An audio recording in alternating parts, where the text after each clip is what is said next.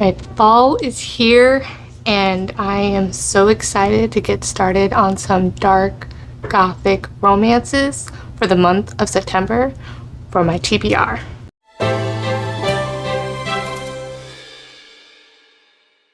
Hi there, welcome to my channel. My name is Crystal and this is Books Forever After, where I sit on my floor and we talk about everything and all things books and nothing but the books. Okay, again, another ambitious month for my TBR. Another ambitious TBR, afraid this is going to be for September. So before we get started on talking about the books that I have on my pile of possibilities, that's a better word to say it, right? Because it's not promised. It's ambitious for a reason, right? Not promised that we're going to read all of them. But I am imploring you for your help. Now, I've talked about this, I don't know how many times. I've mentioned it so many different times. But it's finally starting. It just takes me a while. Work schedule again, the same old excuses. Now, I am starting a TBR jar. Now, I need your help to fill the TBR jar. So, as you can see, I have some pink ones in here. These are my 25 and 2025 historical romances. And I will also be adding in my YA and my fantasy romances into here for my TBR kind of thing.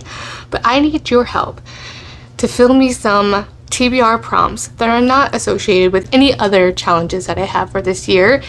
And some of it actually will be continuing on for next year, I am sure, because that's just how the cookie crumbles. So I need your help.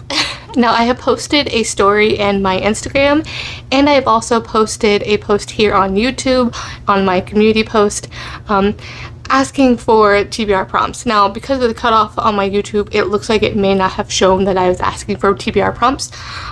So, to allow proper time, I won't be able to do it this time. I was hoping to get some TBR, a little bit more TBR prompts for this month, and because of the overambitious TBR as it is, not exactly needed, and I want to make sure that whatever these TBR prompts are actually focused on first.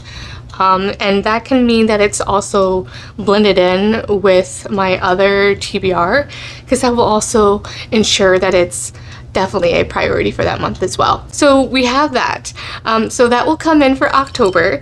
I know September and October is really, it's got a lot of real estate on my TBR because it's like my era. It's my Gothic romance era. I mean, it's just the atmosphere vibes for the fall and autumn vibes. I mean, it's my era. So it's just where I thrive. I will be imploring for some TBR for that. Also keeping in mind that I'm going to be focusing a lot on Gothic romances too as well. So there we go. That's the whole big spiel. Let's get started and talk about my TBR for September. To get the big elephant out of the room, obviously there's some rollovers from last month. I did not get to The Realm Breaker, which is my YA series, so I'm currently trying to either read or DNF. And then I also have some rollovers from last month. The fantasy one that I'm currently reading, this is taking me months to continue on. The fourth and final of the Legends of Thesmore, Shadows and Storms by Helen Shore. And I was 15% in, 20% in, trying to read the audiobook. Now, listening to the audiobook on my commute and whatnot, and I just couldn't get into it, and it was just one of those, certain reads are eyeball books, and certain reads are audiobooks, in both.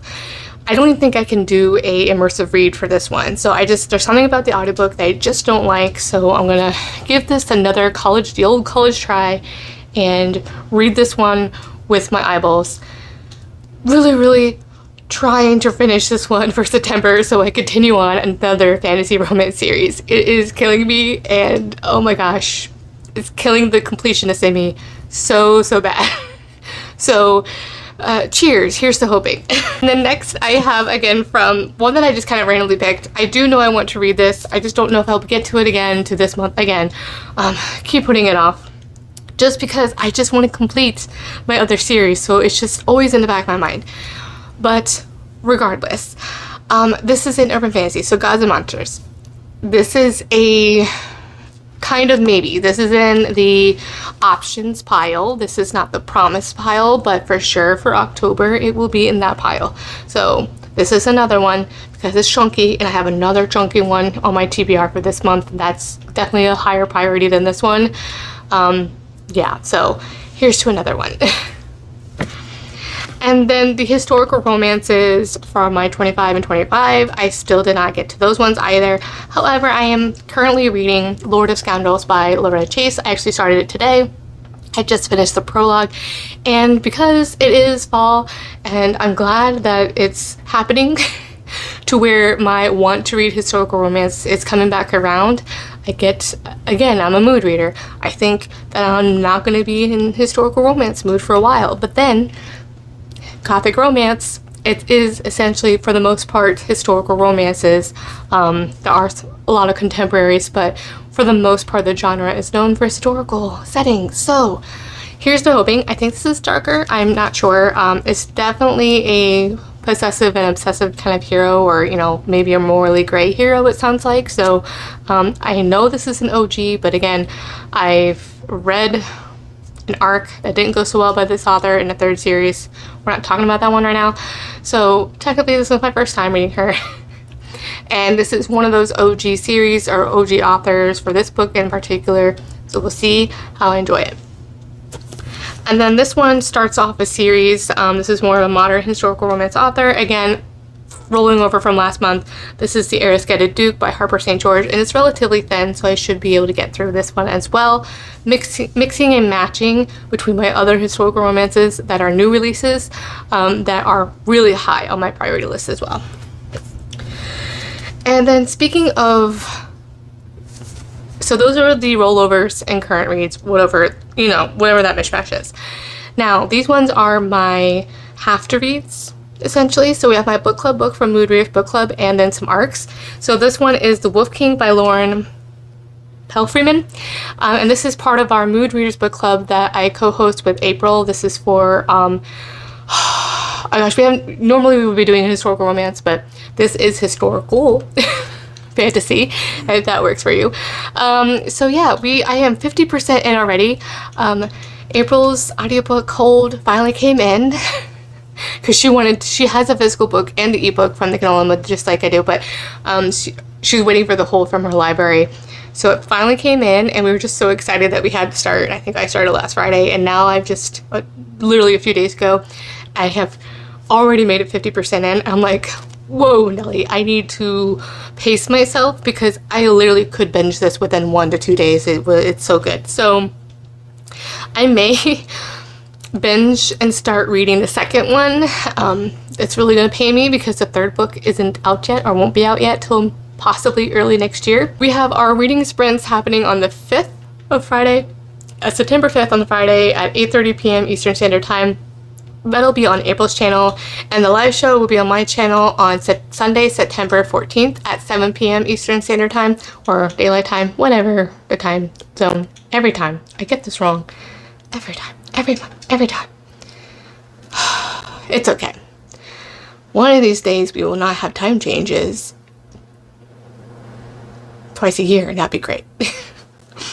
But anyway, this has been compared to Outlander meets ACOTAR, and I have to say, it's so far I can see the Outlander side. I will wait and see for the ACOTAR. I hear the Night Prince is where it turns very ACOTAR-y-ish, at least with a possible love triangle. We'll see how this goes. So yeah, enjoying this one really so far, and I've been hearing a lot of buzz about it so far as well, so excited for this one. And then next I have an arc from M.A. Frick. She is a local author. I talked about it last month, I think, or one of my hauls, and I also, it's part of my reading local authors vlog that I am very slowly and kind of successively completing, and this was one of them that I read. I read book 1, part of that vlog, and absolutely loved it. 5 stars. This is a age gap fiance's or father-in-law kind of thing, fiance's father kind of thing. Yeah, it's good. Forbidden age gap in a fantasy romance, and it is really good. Very steamy, not spice, at least for the first one so far. But I do note that this, I hear that the author is more steam, less spice. Just heads up for that one. I do have the arc for Between Love and Ruin. Did I even mention that? No. I have the arc from Between Love and Ruin from the author, and I believe it releases in October, so I do have some time. But I do want to, because she was so gracious enough to give me an art copy, I want to read it sooner rather than later. And I'm just really excited for it too as well. Then the other one is, I have an arc for The Earl That Got Away this is book 2 in Sirens and Silk by Diana Quincy. I am continuing another series by this author as well, but this one, I didn't read the first one. It does have lower ratings, but I requested the NetGalley arc because I'm trying to read more books on there that I'm really interested. So I have 3 arcs that I have to read this month. One is for that local author. So yes, this one is The Earl That Got Away. Second chance, and that's also why it really intrigued me. And I just love that the heroine in the dress, the orange dress, and the plus size representation there as well is really, really great. So interested in that one. And then the other one, which I don't have a physical copy of, is it's releasing September 16th, and it is the 3rd in the Devil's Backbone series, and it's called You're Next by Tate James. I binged, mood read the first and second book. I got the first book from the library, and then the second one I just got it from the Kindle Limited. I, silly enough, didn't realize it was a Kindle Limited book when I checked it physically from the library with the first one. And okay, first one was kind of average, but the second one, the twist, the ending, this is a Why Choose Secret Society series, and the twist in book 2 is such a great cliffhanger, and I can't wait for this third one. So I had to complete it. So yeah, it was good. So that one was definitely a 4-star. So not quite a 5-star, but that ending, and I am just on the edge of my seat waiting to find out what happens. So we have that, and the rest are physical books. My leg is going to sleep. I'm old. Okay, my ankle. Okay, as the leg is going to sleep. I don't think I could do this on the floor anymore, guys. Okay. All right. Whew, okay. So before we get to the Gothic reads, we are reading, oh yeah, I do have an arc. Oh, let's talk about the arc. Sorry. The other third and final arc that I have is Fairy Tale by Veronica Lancet. This, I had the arc. I planned on reading it last month, didn't happen. So when I had requested the arc, I didn't think I was going to get it because I was waiting a bit. So I was like, I'm just going to go ahead and pre-order this from Barnes & Noble anyway because I was really excited. It's a Gothic romance, and I mean, I was definitely excited to take a chance on this one. And I just heard wild and crazy things about it, and that is just what I'm here for a Gothic romance. Wild ride, or just, I hear I'm going to be confused. Let's just say I'm here going to be confused 90% of the way through. So that is going to be an interesting for managing my expectations.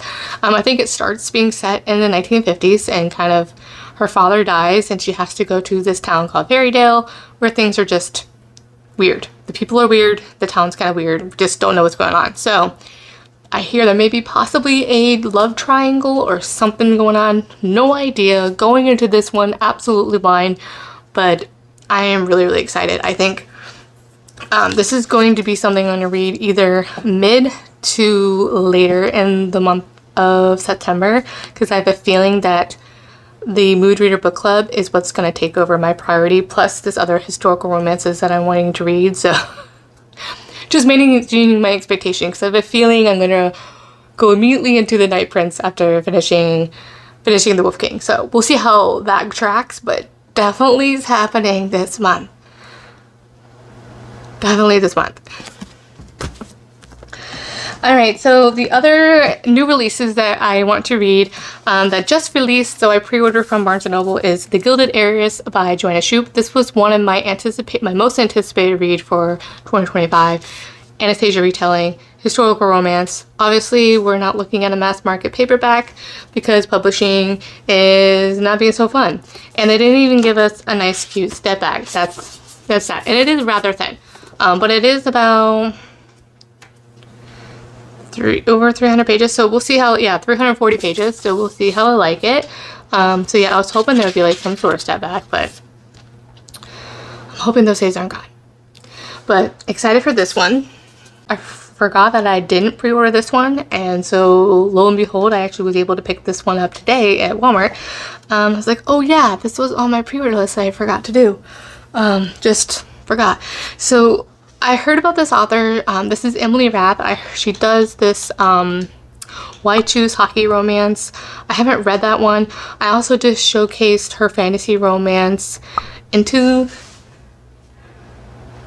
North is the Night fantasy romance that I got a special edition of from a library sale. I had no idea that she also wrote a historical romance. And so these were republished or recovered and reissued, and these are gorgeous. And I guess the book 2 is coming in November. And this is Beautiful Things. So it looks very historical fiction-y. It has the sprayed edges. But this is a historical romance. Why choose Regency romance? So I'm interested. And now this isn't your normal step back, but at least it's something, and it's not pasteless. So we got good. It came with the step back. So we have that. Step back 1. Step back 2. That alone, I knew about the sprayed edge. I had no idea about the step back. So I am interested. I almost wanted to read this one before Lord of Scoundrels because it's Why Choose. I'm just in the mood for Why Choose after reading the Tate James series, so we'll see how it goes. I might kind of dual. Usually I don't like to read the same genre at the same time just because I don't want to confuse myself. But yeah, super, super excited for this one as well. Now, here's to the Gothic romances. Now, for sure, I'm starting back up again with Carrie Lake with Nightshade, so starting with her backlist, and this is just the time of year, and hopefully I can read Book 2, Imperium, in October. But yes, I am just excited to pick up another Carrie Lake, and so yeah, just super, super excited. I think it has something about angels in here, but other than that, I'm going completely blinded to this one. Alright, and then these ones are some sort of Gothic romances. I will show you one of them that I own, and there's a couple that I have borrowed from the library, so I'm not going to show those here. I will show that on my Instagram stories if you want to see it there, if you really, really want to know. But I may or may not do a video or whatever about it, so I'm not making any promises, so that's why I don't want to like show as it's definitely going to be on my TBR for this month, so it's kind of like a maybe, but we'll see how it goes. But I do remember I got this in May, I think, May or June, as in a book haul, and it's from the Bethany House, so it's more Christian fiction, or more, you know, proper romancy kind of type of a romance or historical romance. And this one is Shadows in Swampford Abbey by Julie Clausen. So yeah, historical romance, Gothic romance as well, more of that, and it's set in the Regency times. It says it's Agatha Christie meets Jane Austen in this atmospheric Regency tale brimming with mystery, intrigue, and romance. So interested in seeing how that one is. Alright, so that is all the books. I know I'm probably forgetting something like I always do. Let me know what you are looking forward to reading in the month of September. If you don't want to let me know that, just go ahead and leave me a leaf emoji, because it is the start of fall, so really excited for that. As always, I will have my links down below in the description box, and don't forget to like and subscribe, and I will see you in the next one. Bye.